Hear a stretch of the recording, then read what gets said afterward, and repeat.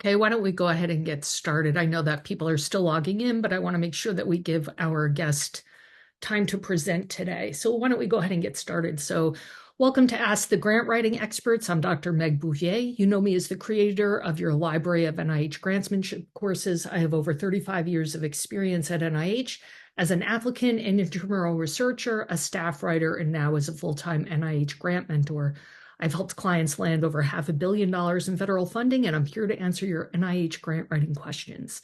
So grab a cup of coffee and let's get started. So if you're attending live, remember that you're in listen-only mode. You can start putting your questions in the Q&A box. I know that there was a question we didn't get to last time because we ran out of time, so we'll be starting with that after our presentation. But feel free to start typing your questions into the Q&A box. And if you're watching this as a recording, and apparently a huge number of you are doing just that, I recently looked at the metrics both on our course dashboard and on our open YouTube channel, and we're getting hundreds and hundreds of people watching these videos as a recording.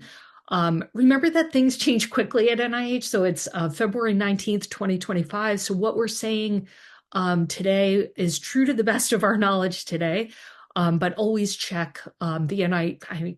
I would normally say call the program officer for up-to-date information, but of course that's not happening right now. But I would say check the NIH website to make sure that the information is still up to date. So what you should be viewing in the library right now, of course, we're almost halfway through our live stream boot camp. So for those of you who have not yet registered for that, there are recordings of the live stream boot camp, the first two sessions on your course dashboard. You can still register to attend the other sessions live. Riley will put the registration link for boot camp in the chat if you would like to register for that. If you are just working from Master the R Series course toward the June deadlines, you probably should be looking at Master the R Series chapters 1 and 2 at this point, preparation and specific aims. And just so that you know, I also have updated checklists to avoid top mistakes. I think that has gone live already. I think that's already live on your dashboard.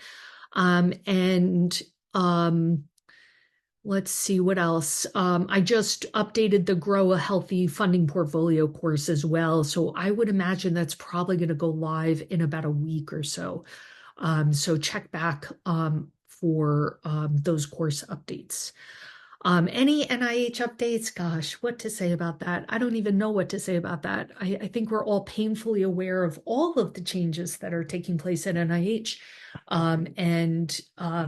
We're all trying to keep abreast of information. Just so you know, there are social media channels that are worth following, such as Alt NIH, where, at least in theory, people who are NIH employees are posting anonymously to try to keep people up to date on information. So I would encourage people to check that out as well. Okay, so today we have a guest. My friend Griff Smith is going to be presenting to us on AI and grant writing. I've been trying to get Griff to come. He's tough to schedule. So we've had a couple of grant writing people and medical writing people talk to us about AI. Griff is actually an AI expert who is talking to us from that perspective and its applications to grant writing. And he wrote a superb blog post, the URL for which is in the chat as well. So Griff, why don't you introduce yourself and tell us a little bit about this topic? Sure thing. Well, I know that there have been a couple of sessions addressing this, and everybody has AI sort of on their peripheral vision in industries like yours and in like mine in education.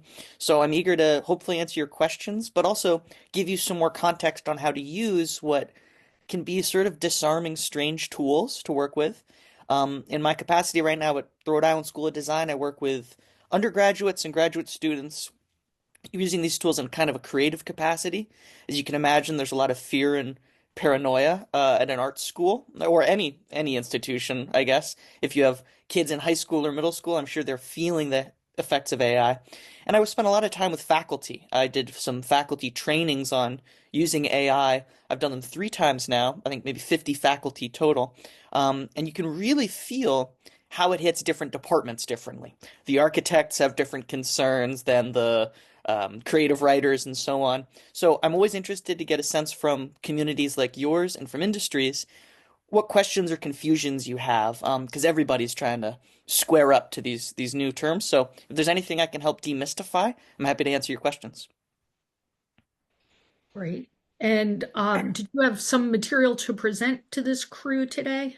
Sure thing. As Meg said, I have a blog post which goes into more detail on how to work with these tools. The new term that has kind of come out of the industry is prompt engineering. You will have heard how to do this, that it's an important skill for us to learn as we work with AI. There's kind of a paradox, or there's a strange tension in AI. On the one hand, they expect natural language, and I've had faculty miss a comma or have a typo, and they're used to coding in Python or something. So they say, "Can I put this into the computer? Will it break the computer because it's typed wrong?" We're used to not being able to talk in natural language. Um, but you can speak any way you want with these AI systems. They kind of meet you where you are. But if you don't put in the right things, you might misunderstand their capabilities. You might get a sense that they're very surface level. And so what I want to provide you with is some shorthand tools for how to get the most from these uh, they're large language models in general, but any kind of AI tool. They look like chatbots. In reality, they're kind of these maps of language and how it's supposed to be shaped. There's some kinds of writing that it really struggles with. And if you see an ad for a large language model, sometimes they struggle with how to market it. So there might be buttons in their product. And there's a button that says, make it sound more professional. And there's a button that says, make it shorter. Some industries have a question. How do how does a machine that can take in text and mess around with it helpful to me? I don't think you grant writers um, should be that confused. I don't think there's any real mystery. And one of the reasons is it's such a modular type of writing. Any kind of writing that is little pieces that slot in and out, that has very clear sections like introductions, bullet points, works cited, those are exactly the kind of writing that AI is built for. And so I think you are one of the professions that can very easily retrofit your workflow with these kind of tools. The question is when you lay out your entire workflow, where are your pain points? Where can AI be of help? And a lot of that comes from the fact that it's so modular, grant writing. Depending on who you ask using AI, it'll have different benefits. So for my students, often it's precision is what's so valuable. They use, and I go into this in the blog post. You want to use terms from your expert domain. You want to be very clear in the terms and the jargon you use. And if you are clear and you don't say, write me a good grant proposal, but load it up with the kinds of phrases that are unique to you, your discipline, AI can be as technical and precise as we need it to be. Other times, like my mom's a special ed, my mom's in special ed. For her, she doesn't need it to be technical or precise so much as she needs it to be totally customizable. She gives the AI information about students' interests, and it can take any topic she's trying to teach and pull it towards student interest. It's supremely customizable in that way. So if you consider what you need, it might be a particular kind of proofreading. It might be taking a block of text that you've generated and changing it slightly for 20 or 30 different applications. So it has these strengths that are going to be reflected in what your needs are. But in general, it's a supremely technical kind of proofreader, and it's supremely customizable. If you have questions about how to kind of direct these tools and make them precisely do what you want, I would suggest you read the blog post for more details. But that's their strength, is how supremely customizable they are and how much they can adapt to any situation. And my biggest tips as you use these tools, if you're interested in what clarity means, the blog post goes into how to give it information about yourself, how to give it information on how to talk. But typically people get confused because these are chat bots. You think you can only go back and forth, but they really expect you to upload files and reference texts.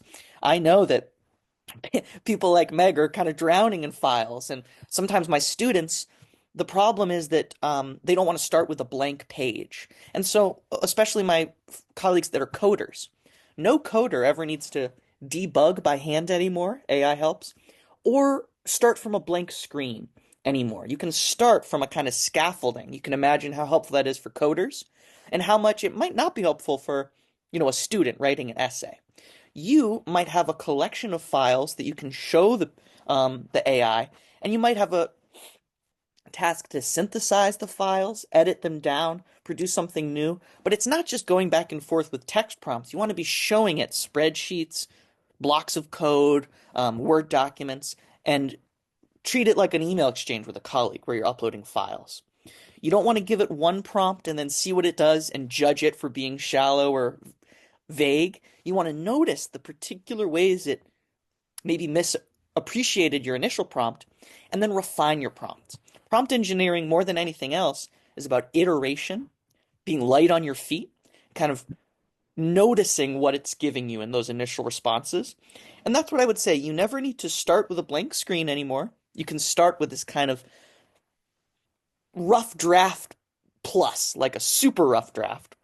And once you have that, you should bring it back into a Word document, not only because you want veto power and you want final say, but because for my students and for professionals like you, this is a wonderful time to reassess your workflow. I teach at RISD, and now I teach at the Harvard Cam Lab. I have artists and designers, and they're very different in some ways. My artists have a process, and it's very personal. And my designers have a workflow, and it's very industrial and professional. What AI invites us all to do is kind of lay out our own process, whatever it may be, and figure out what is where the friction is, where that friction is necessary. And I think that where your voice comes through, is it where in the piece is it? What is valuable about your voice? And what in the process is overhead that's kind of beneath you? I don't think anybody should be formatting their sources really by hand these days. I think professionals like you need to be spending your time on higher level stuff. And so I think AI is an opportunity to diagram out your process, think about what those higher level things are that differentiate you and your team, and how AI can take care of the drudge work. So, what's important about your voice? What do you value about your voice? And what friction are you trying to get away from your process? A lot of the more granular advice I would have about AI is more contextual, and it depends on your needs or questions you have. And the blog post goes much more into detail in what it means to have clarity in your prompts or what sort of texts you can upload. I also have some advice about what tools are best, but in general, I like to be tool agnostic. Whatever large language model chatbot you're using, the tips that I have in the blog post are going to be true no matter what tool it is, even if it's a bespoke tool for grant writing or a more general tool that you're applying. So I'm happy to answer more niche questions people have, but if I get too into the weeds now, I want to be more responsive to your questions. So that's a kind of introduction. And if you have any thoughts or questions, Meg, feel free. Okay, so I'm going to hop over to the Q&A because people have started putting questions in there. And Sure. just to get rid of a quick one unrelated to this, I mentioned Alt NIH, and yes, it's on Blue Sky. If you go to Blue Sky, you'll find Alt NIH, Alt NSF. I think there's an Alt CDC, Alt FDA, and that has been, we can't verify the information coming from those sources, but it's additional information to think about, aside from the very curated information that is currently coming out of NIH. Griff, you said that you wanted to be agnostic to tool, but somebody did say what chatbot is preferred for grant writing. That was one of the questions in the Q&A. So do you want to talk about some of those bespoke tools that you referenced but didn't name? Well, it'll depend a little bit on There's particular tools for research, for instance, because these are all tools that have been trained on some kind of data set. And Right, sometimes when they're bespoke, it's a question of private data. right. Usually, we don't care so much about the data that's already in these models. We care about the data we're feeding them and their high-level language ability. I always find that when I'm giving advice to people, if you find a grant writing tool that's simply made on grants and trained on that data, it might be more powerful in certain ways. It'll probably be more expensive, but it'll also be more limited for that same reason. Um, in general, I would say Claude is the most professional, competent large language model kind of version of ChatGPT. And for now, open source models tend to be worse. And so you probably want to look at an established large language model that's been around. I would say either Claude or ChatGPT or a bespoke custom um, research tool if you're going to have a custom tool. You don't really need a custom one for writing, more you would need it for research, I think. Okay, and another question was, can you speak to the ethics of using AI in writing? Do grant funders expect you to give credit to AI like you would a source? It's a good question, and it's very contingent on different institutions. So the MLA has various citations, um, policies that they employ. And I had a talk with teachers about what we think the ethics should be around that. I know that um, in some instances of the MLA guidelines, they say you should cite when you use tools and what version of the tool it was, because ChatGPT behaves so differently now than if I had been talking with you all 6 months ago. Sometimes they say it's best practice to say the date. There's all kind of details about the models that you might include um, explicitly because um, that dictates how they behave. Um, Typically, in the research process, in the citation and formatting process, you're not required by most institutions to disclose when you've used AI. And part of the reason for that is it increasingly lives inside of ecosystems. My students got the red text email. Do not, you have to disclose anytime you use AI. And then the Gmail account they get from coming to the school has a button built into the email that says, "Do you want to make this more professional?" And if you do, you have to. All of my professor colleagues felt this almost overnight. All our student emails got way more verbose and well spoken. And so, when and how to properly cite it is a bit of a muddy, institutionally dependent thing. I would say if you ever use it in brainstorming, in your ideation process, as some of my students do, then it becomes important. But if it was AI that pointed you to a book written by a human, the common consensus is referencing that human book is enough. If it helped you do intellectual work or ideation, come up with the basic methodology, then you should cite it. But if it's pointing you to human sources, formatting your own writing, you typically don't need to. Yeah, and I'll add that I am not aware of any requirement on the part of NIH saying that applicants need to say when they're using AI. But this is like a moving target. So if anybody out there knows of anything that's come out recently, let me know. But typically the ideas in a grant application and the actual data are yours, your intellectual property. I've never seen an applicant cite AI, but that again, this is all a moving target.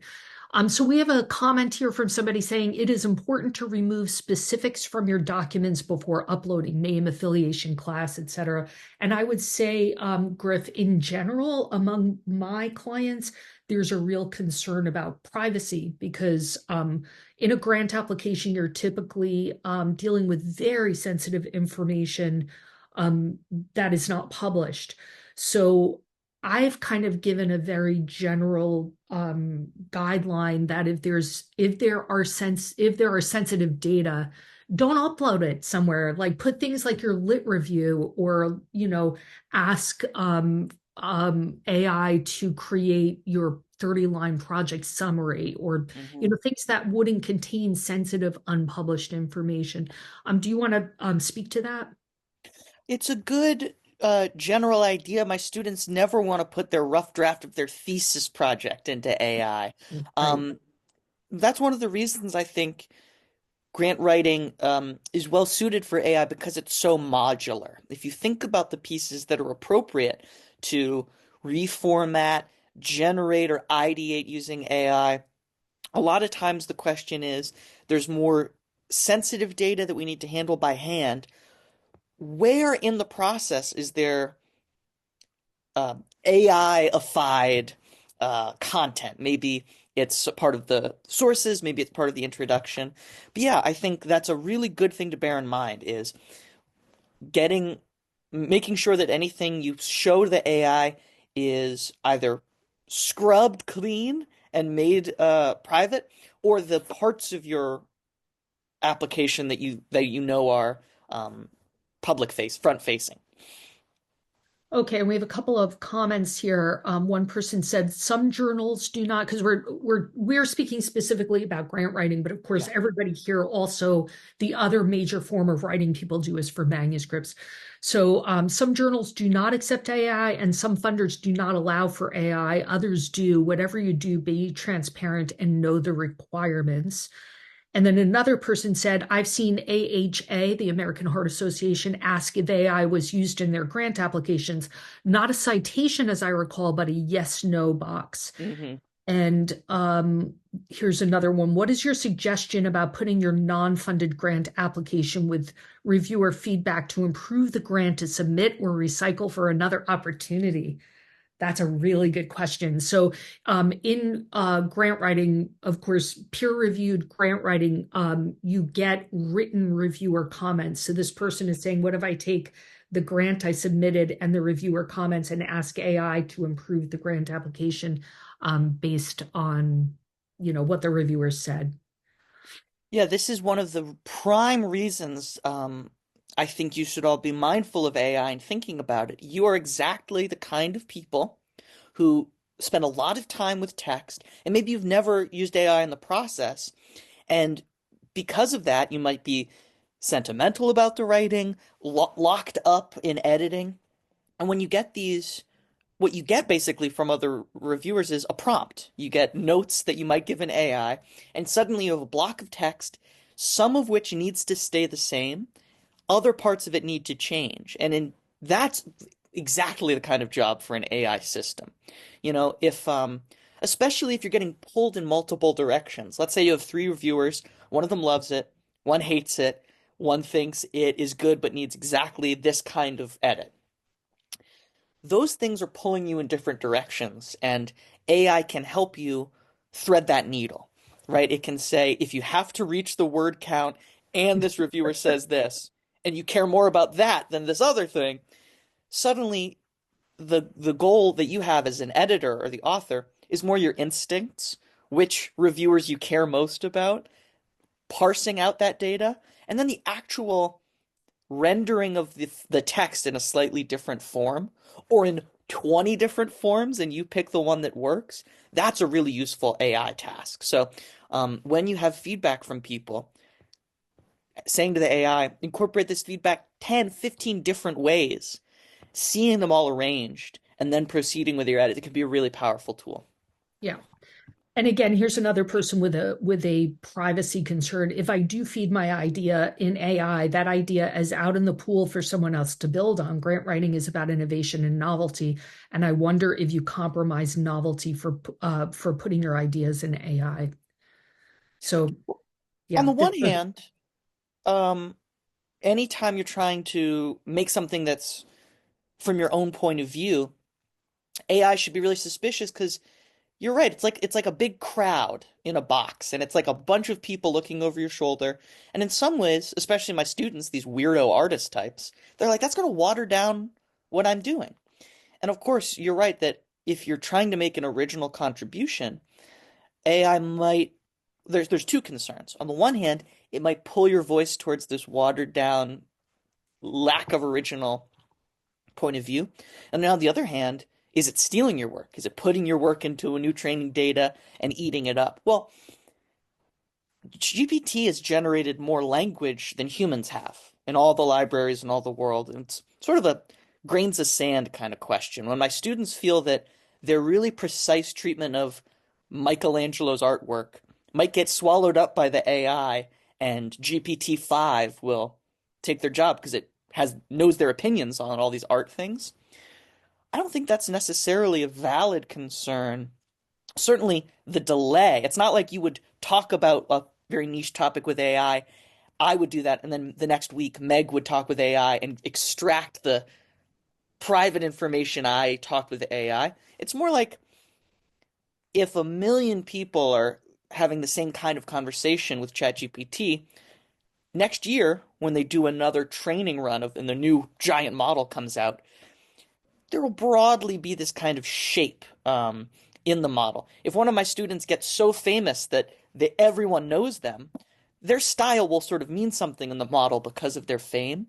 But we shouldn't think that if you take a rough draft idea and you talk to it with AI, that that's somehow publicly exposed verbatim, the same way it would be like if your Gmail account went public. I would say it's sort of a different order of magnitude. And it is true that grant writing's about originality, but it's also about being in dialogue with a crowd, right? All grant writing or any publication is about your relationship to the people in the past and the record. And so in that regard, AI is another way to think about how is this text engaging with a community. Great. Okay, and I'm going to spend the last few minutes answering some other questions, but Griff, stay on so that if people have more AI questions, we can take them. And before I answer these other questions, just again, our guest is Griffin Smith, and his bio and contact information are in the chat. But for those of our viewers who are viewing this as a recording, can you speak what your URL is and how people can get in touch with you? Sure thing, yeah. I have some information at griffinsmithart.com. And if anyone wants to reach out either with questions from the blog post or any niche AI oh, there's the link, thank you. Niche AI questions, my email's included in the blog. It's gsmith01 at risd.edu. And I'm happy to continue the conversation anytime. Great. Okay, so let me just knock out a couple of these questions in this last minute or two.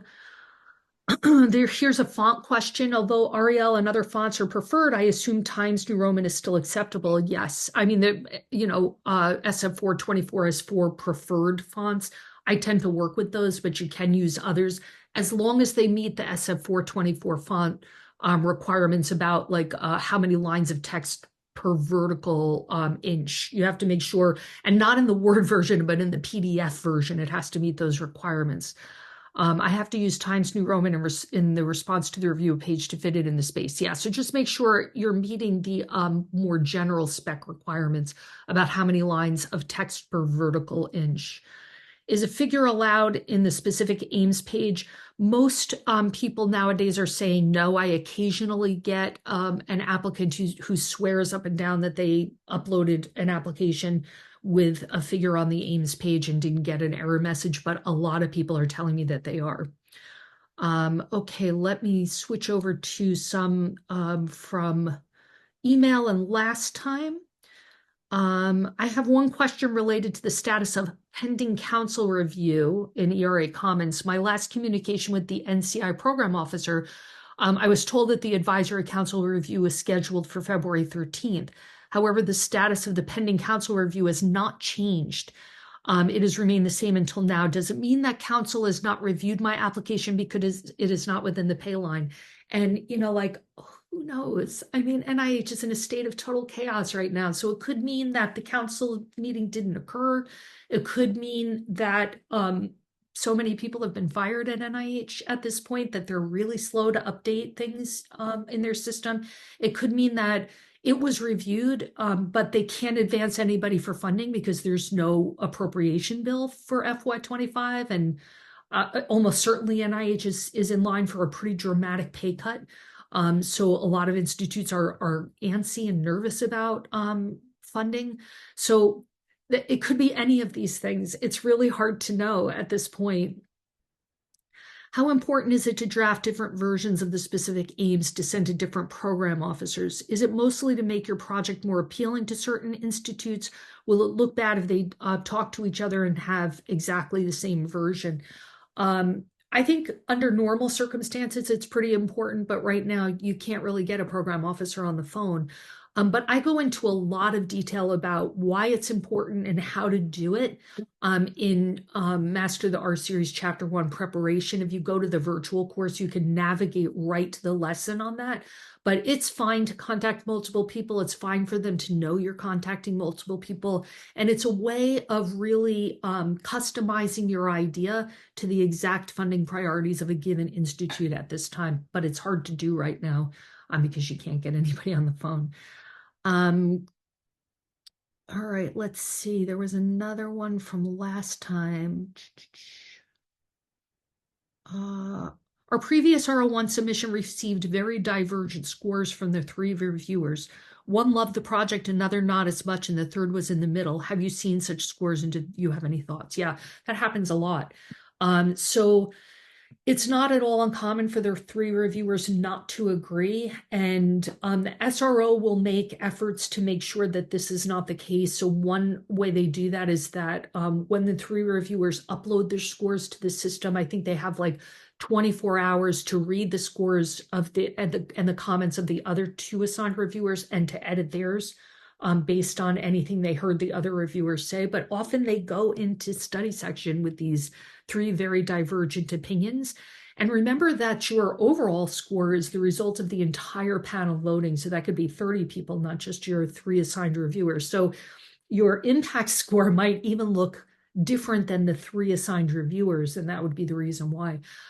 As far as how to handle that, obviously you're going to weight the concerns of reviewer one, because that's the person who, at least in theory, has the expertise most closely aligned with yours.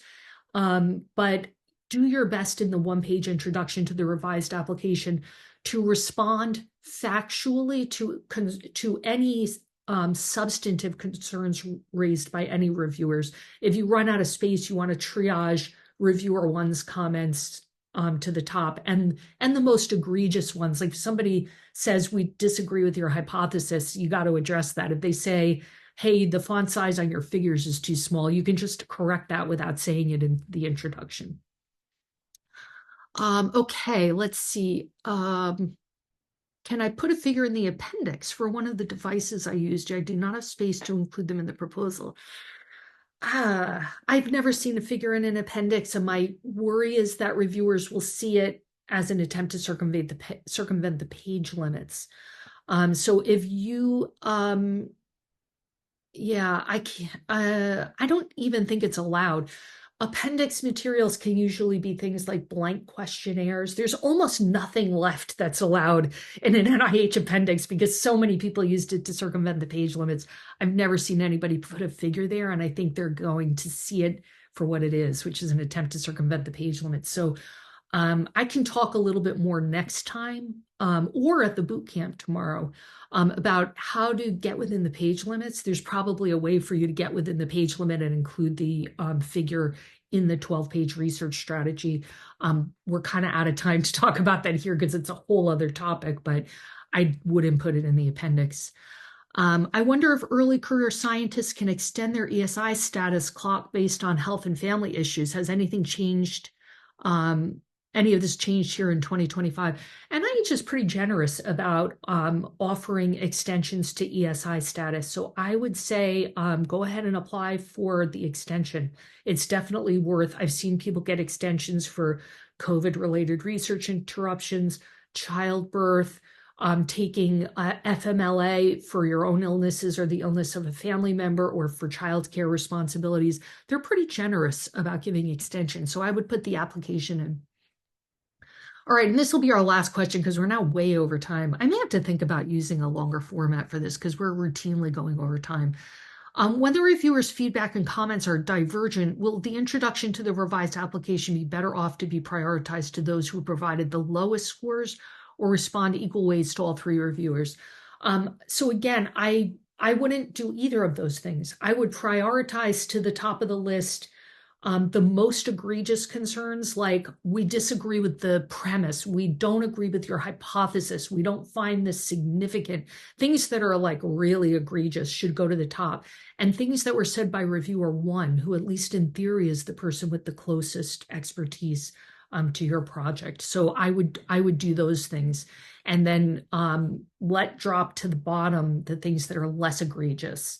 Um, and that were said by like reviewer three, and I have actually master resubmissions. We have a boot camp for that as well coming up on March 6th, and a course on master resubmissions where I go into way more detail about how to do that.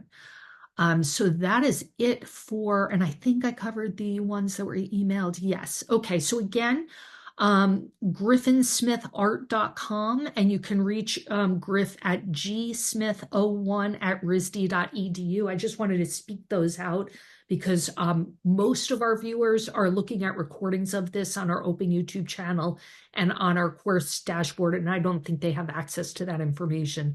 So I wanted to make sure everybody have that. So Griff, thank you so much Yeah, thanks for having for me. coming. We hope you'll come back, and please, I encourage everybody to go read Griff's phenomenal blog post. I've learned so much from it. It's like a tutorial in itself. It was such a great blog post. So, and thank you, and I hope you come back. But thanks so much and good luck I know it's a crazy time, so good luck everybody and thanks for having me again.